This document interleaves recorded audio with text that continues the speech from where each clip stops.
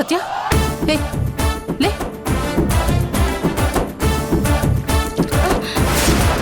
లే సత్య లే లే. అయ్యో అరే మేడం, కావ్య ఇది. అంత అయిపోయింది సత్య. ముందు మనం వెళ్దాం పద, లేదంటే పోలీసులు వస్తే మనం దొరికిపోతాం. నువ్వు వెంటనే వాళ్ళకన్నా ముందు పోలీస్ స్టేషన్కి వెళ్ళు, లేదంటే నీ మీద డౌట్ వస్తుంది.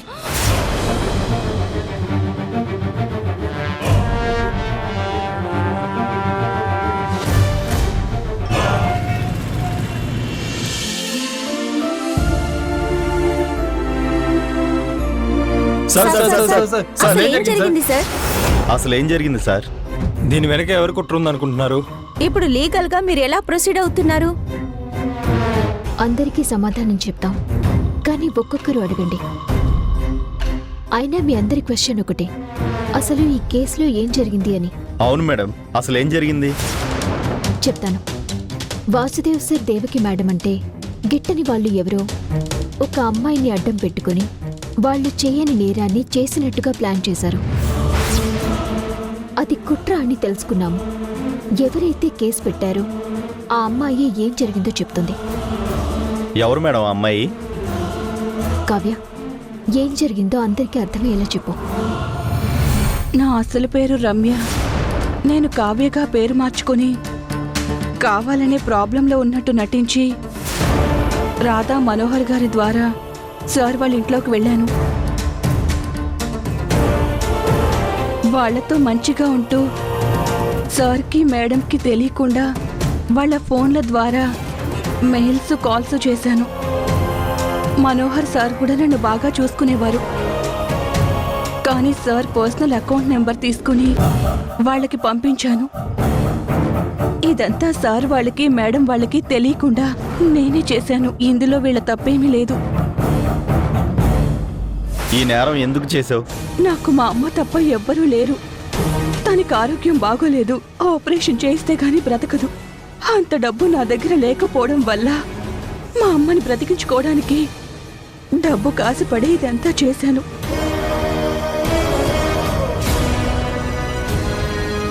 ఇదంతా చేయించిందెవరు? అతనెవరో నాకు తెలీదు. ఒక నెంబర్ నుంచి కాల్ వచ్చింది. ఏం చేయాలో చెప్పాడు. తర్వాత నేను ఆ నెంబర్కి కాల్ చేసినా కలవలేదు. ఇంకేదైనా చేయాల్సి వస్తే వీళ్లతో చెప్పి నాతో చేయించేవాడు. నాకు కూడా అతను ఎవరో తెలియదు సార్. ఎప్పుడు ఫోన్లోనే మాట్లాడేవాడు. దీని గురించి మీరేం చెప్తారు మేడం? ఇదంతా జరిపించిన వాళ్ళెవరో తెలుసుకుని వాళ్ళని పట్టించి చట్టపరమైన చర్యలు తీసుకునేలా చేస్తాం. ఈరోజు మా మీద పడ్డ నింద మేము బయట పడ్డామంటే దానికి కారణం మా ఎంప్లాయీ కాదు, మా ఇంటి మనిషి రాధ. ఈరోజు ఇదంతా తన వల్లే సాధ్యమైంది. అందుకు నేను రాధకి థ్యాంక్స్ చెప్పి తనని పరాయిదాన్ని చేసుకోను. తను మా ఫ్యామిలీ మెంబర్.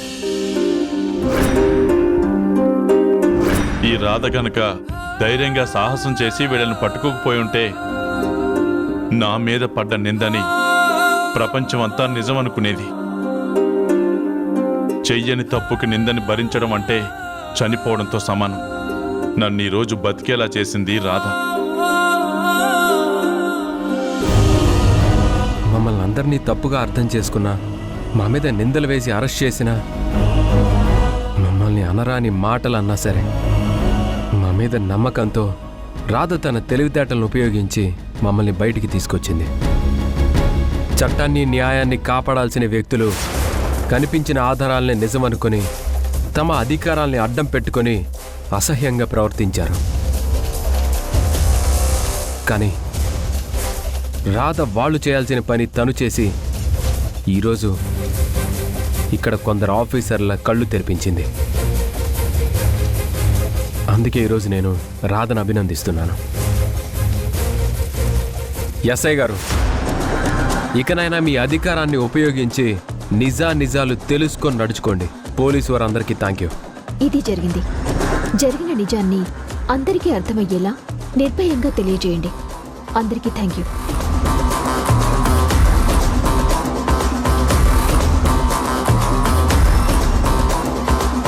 ఇంకా మాకు మాకు ఏ కొంచెం విషయాలు టైం తెలిసినా ఇవ్వండి సార్, మీకు ప్లీజ్. మేము తెలియజేస్తాం మళ్ళీ ప్లీజ్. ప్రెస్ మీట్ పెడతాం. ఓకే అలాగే సార్, థ్యాంక్ యూ. అలాగే మేడం. Thank you. రాధా వెళ్దామా? వెళ్దాం మనోహర్, ఒక నిమిషం. చూడండి ఎస్ఐ గారు, మీరు సిన్సియర్ ఆఫీసర్ అయ్యుండొచ్చు, మీరు అన్యాయాన్ని సహించలేని వ్యక్తి అయ్యుండొచ్చు, కానీ దాంతోపాటు విచక్షణ అనేది చాలా ముఖ్యం. ప్రవర్తన అంతకన్నా ముఖ్యం. మనం వాడే భాష మరింత ముఖ్యం.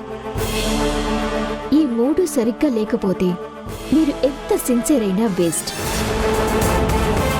వాసుదేవ్ సార్, దేవకి మేడంల గురించి సమాజంలో ఎలాంటి పేరు ప్రఖ్యాతలున్నాయి, వాళ్ళు చేస్తున్న సమాజ సేవేంటి అన్న విషయాలు మీకు తెలిసిన ఆధారాలు వాళ్ళకి వ్యతిరేకంగా ఉన్నాయన్న కారణంతో మీరు ప్రవర్తించిన తీరు అస్సలు బాగోలేదు.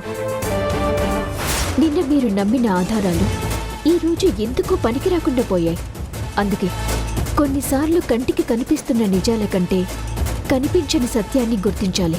అది పోలీసుల పని. కానిస్టేబుల్ వీళ్ళని తీసుకెళ్ళండి.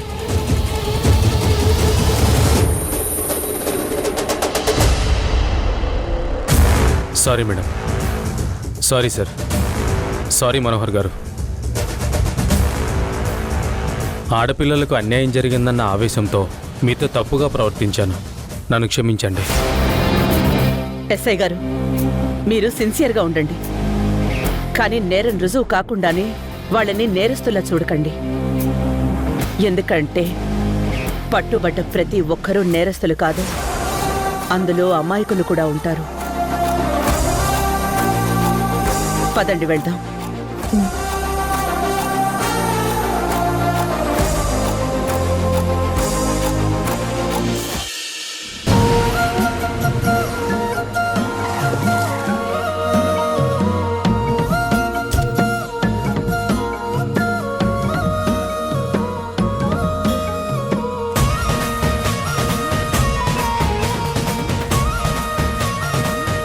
వాసు, మాధవి, దిష్టిది. మాధవి, ఒక్క నిమిషం. మనోహర్, నువ్వు కూడా సార్ పక్క నిలబడు. రా మనోహర్.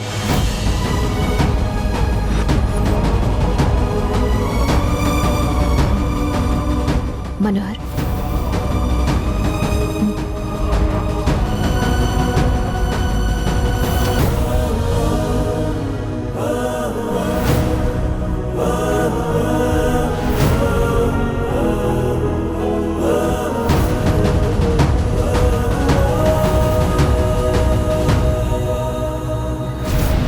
మాధవి, దాన్ని తీసుకెళ్లి బయట పగలగొట్టు. దీంతో మన మీదున్న దిష్టి మొత్తం పటాపంచులైపోవాలి. అలాగే అత్తయ్య. వెళ్ళు. రా వాసు, ఎప్పుడు తిన్నారో ఏంటో. రండి.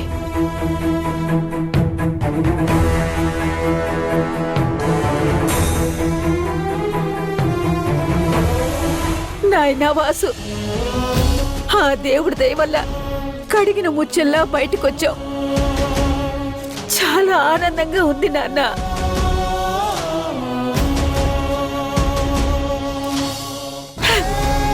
ఇదంతా మేం చేసుకున్న పుణ్యవురా, లేకుంటే ఎంతో పెద్ద నింద మోసేవాళ్ళు. నీ మనసు ఎంత క్షోభపడుంటుందో అమ్మగా నేను అర్థం చేసుకోగలను. అమ్మా. లేదంటే నువ్విలా తిరిగి రావడం ఆ దేవుడి దయ కాకపోతే మరేమిట్రా. అత్తయ్య గారు, ఇదంతా దేవుడి దయ వల్ల, మనం చేసుకున్న పుణ్యం వల్ల జరిగిందనేది ఎంత నిజమో రాధ చేసిన కృషి అంతకన్నా గొప్పగా కనబడుతోంది నాకు.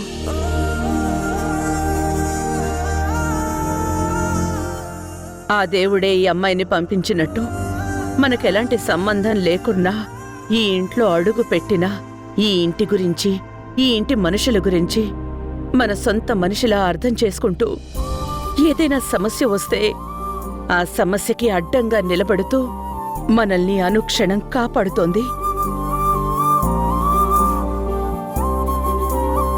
ఈరోజు మనకున్న డబ్బు, పరపతి, పేరు, ప్రఖ్యాతలు ఏవీ మీ అబ్బాయిని బయటికి తీసుకురావడానికి సరిపోలేదు. కానీ రాధ తన తెలివితేటలు ధైర్య సాహసాలతో ఆ కావ్య వాళ్ళని పట్టుకుని మన మీద పడ్డ నిందని పోగొట్టింది.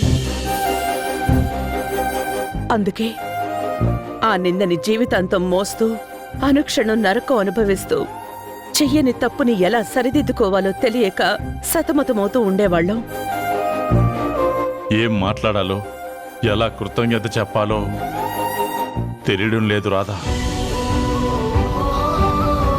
నా మీద పడిన నింద ఒక్కసారిగా నన్ను పాతాళంలోకి విసిరేసినట్టుగా అనిపించింది.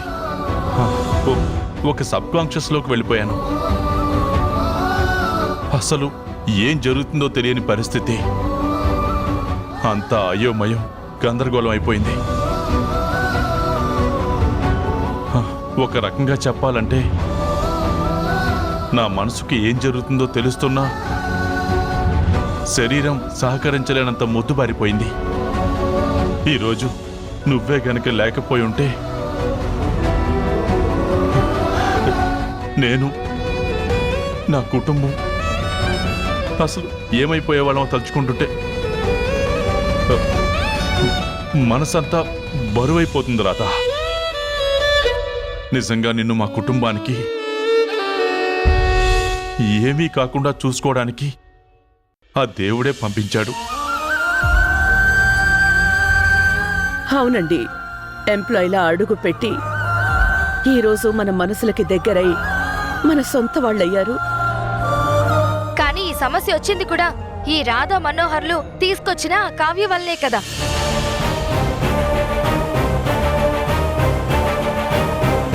ఒక సమస్యకు కారణమయ్యి మళ్ళీ వాళ్లే ఆ సమస్యను పరిష్కరించడం వల్ల గొప్పగా కనబడుతున్నారేమో కానీ సమస్యకు మూలం వీళ్లే.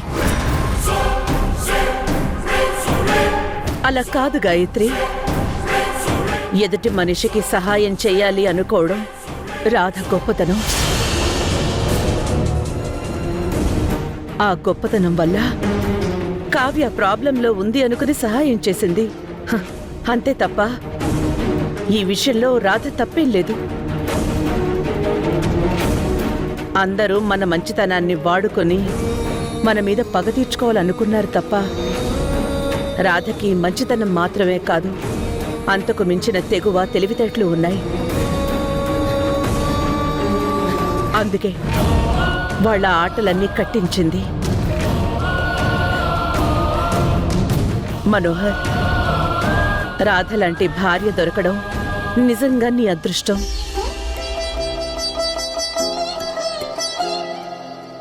నువ్వు అలిసినా తను మాత్రం కృంగిపోకుండా మా కోసం నీ కోసం పోరాడింది, గెలిచింది, మనందర్నీ గెలిపించింది.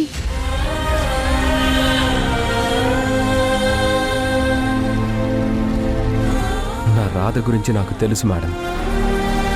ఒక్కొక్కసారి తనని చూస్తే మిమ్మల్ని చూసినట్టే అనిపిస్తుంది. సమస్య వచ్చినప్పుడు కుంగిపోకుండా ఎదిరించి ఎదురు తిరుగుతుంది మేడం. అనుకున్నంత పని అయ్యింది. ఏదైతే జరగకూడదు అనుకున్నానో అదే జరిగింది. ఇక ఈ రాధని పొగడ్తలతో ముంచివేయడమే కాకుండా రేపటి నుండి నెత్తిన పెట్టుకుని ఊరేగుతారు. ఇదంతా నా కర్మ.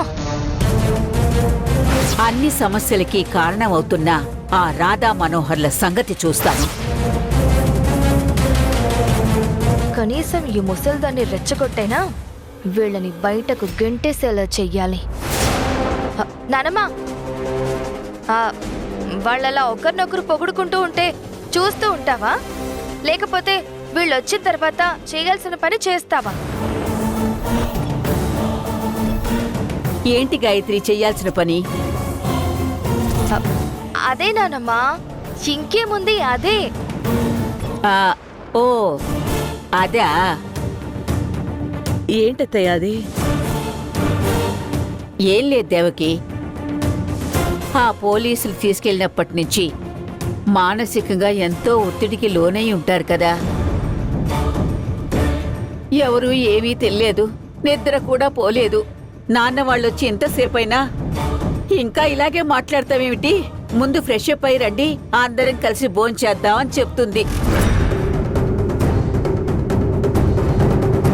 చూడరా వాసు, నీ కూతురికి నువ్వంటే ఎంత ప్రేమో. పదండి పదండి, త్వరగా ఫ్రెష్ అప్ అయి రండి. మాధవి, అత్తయ్య. వెళ్ళి అందరికీ భోజనాలు రెడీ చేయి. అలాగే అత్తయ్య. ఛే! ఈ ముసల్దానికి ఇలా అర్థమైందా? అయినా కొడుకు తిరిగొచ్చిన సంతోషంలో ఏం అర్థం అవుతుందిలే. మళ్ళీ ఏదో ప్లాన్ చేసి ఈ ఇంట్లో డిస్టర్బ్ క్రియేట్ చేయాలని చూస్తున్నావు కదా. ముందు నిన్ను బయటికి వెళ్లేలా చేస్తేనే కానీ సగం సమస్యలు తీరవు. పంపిస్తాను, నిన్ను బయటికి పంపిస్తాను.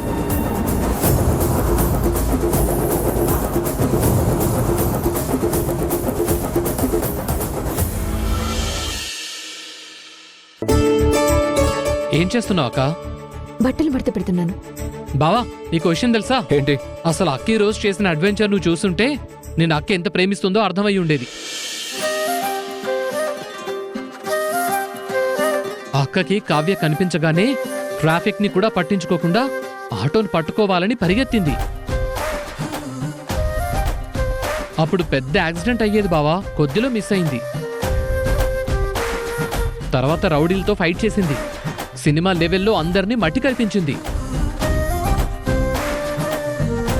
లేడీ సూపర్ స్టార్లా డిష్యూ డిష్యూ అంటూ అందరినీ కొడుతుంటే అందరూ భయపడిపోయారు బావా. మమ్మల్ని కాపాడడానికి అక్క చేసిన సాహసం చూస్తుంటే అక్క నిన్నెంత లవ్ చేస్తుందో అర్థమైంది.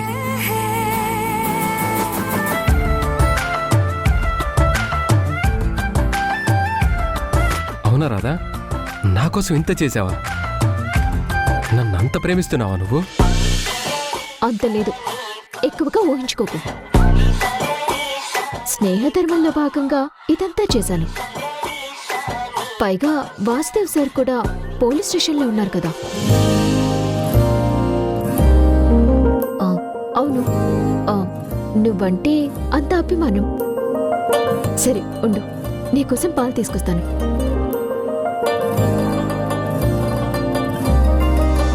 రాధా, నువ్వు బయటకు ఒప్పుకోకపోయినా నా మీద నీకు ఎంత ప్రేమ ఉందో నాకు అర్థమవుతుంది. ఇన్ని రోజులుగా నా మీద నీకు ప్రేమ ఎంతున్నా దాన్ని బయటకు కనిపించకుండా లోపలే దాచుకొని దోబూజులాడుతున్నావు కదా. నా మీదున్న ప్రేమని ఎలా బయట పెడతానో చూడు. రోషన్, మొన్న ఏదో ఆ లవ్ బాయ్ క్యారెక్టర్ ఉందన్నావు కదా, ప్రాక్టీస్ చేసావా? అబ్బా, అదెంత ప్రాక్టీస్ చేసినా సరిగ్గా రావట్లేదు బావా. నేను సరిగ్గా ప్రాక్టీస్ చేయకపోతే ఆ క్యారెక్టర్ వేరే వాళ్ళకి వెళ్తుందన్న భయం కూడా ఉంది. అవును రోషన్, అలాంటి క్యారెక్టర్లు చేయాలంటే ముందు నీకు లవ్ మీద చాలా గ్రిప్ ఉండాలి. అసలు ప్రేమ అంటే ఏంటో నీకు తెలియాలి ముందు.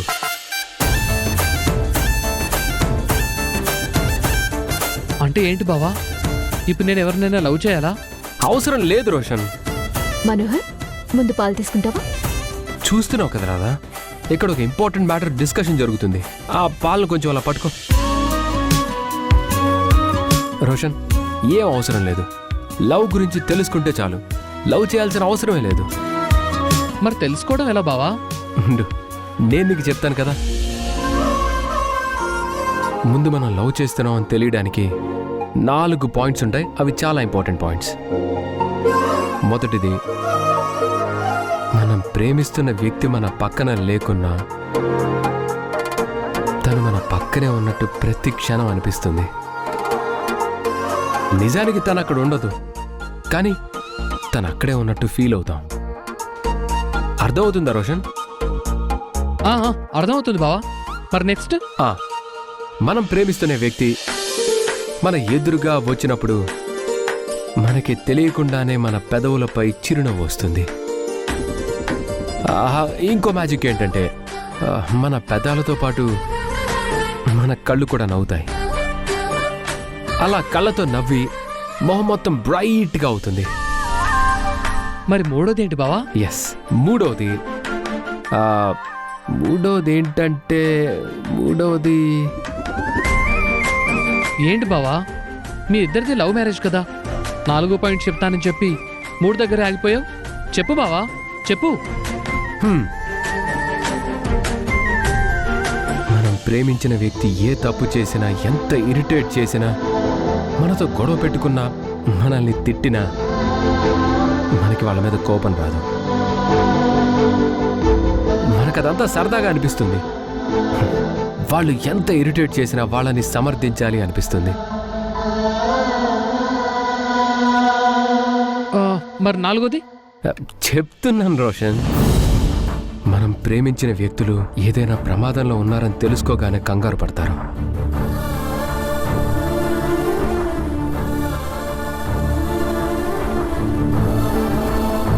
తర్వాత వాళ్ళని కాపాడాలని ప్రాణాల్ని కూడా లెక్క చేయకుండా ఫైట్ చేస్తారు. ఎలా అయినా ప్రేమించిన వ్యక్తిని ఆ ప్రాబ్లం నుండి బయటపడేయాలని ప్రయత్నాలు చేస్తారు.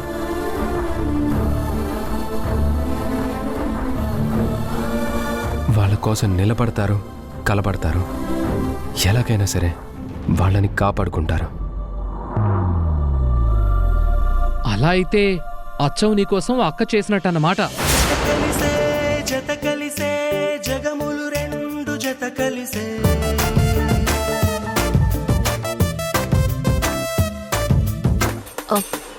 ఏంటి మనోహర్ ఇది? పిల్లాడికి ఏదేదో చెప్తున్నావు, అనవసరంగా పిల్లాడి మనసు పాడు చేస్తున్నావు, అన్నీ పనికిరాని మాటలు చెప్తున్నావు. రాధా, ఇవన్నీ నిజాలే కదా, ఇందులో పనికిరాని విషయాలే ఉన్నాయి. అయినా ఈ విషయాలన్నీ నీకు తెలీదా? మీ అందరికీ ఓ ఇంపార్టెంట్ విషయం చెప్పాలి. ఏంటి మేడం అది? గాయత్రిని మన గాయత్రి ఇన్స్టిట్యూషన్స్కి ఎండీగా నియమించబోతున్నాం.